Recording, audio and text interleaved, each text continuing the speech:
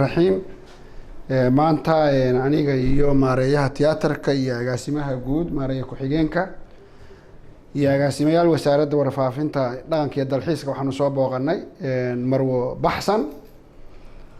oo Soomaalida iyo adduunkuba og yahay inay tahay qof halgamaaya taariikh weyn ku leh fanka iyo suugaanta Soomaaliyeed iyo halganka ummadda Soomaaliyeed ay soo gashay way xanuunsan tahay cusbitaal Digfeer ayaanu ku soo booqanay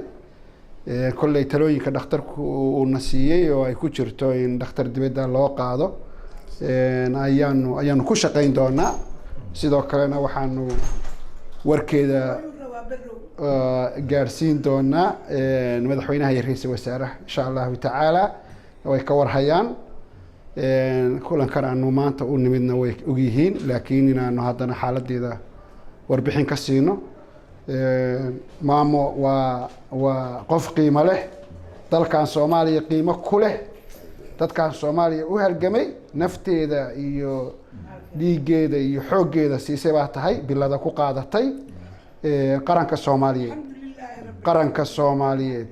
waa ku daryeela ilaa minidka u dambeeya insha Allah ta'ala ilaa last minute-ka waxaad qaranka Soomaaliyeed ayaad ku leedahay daryeelka aad istaahisho mahadsanid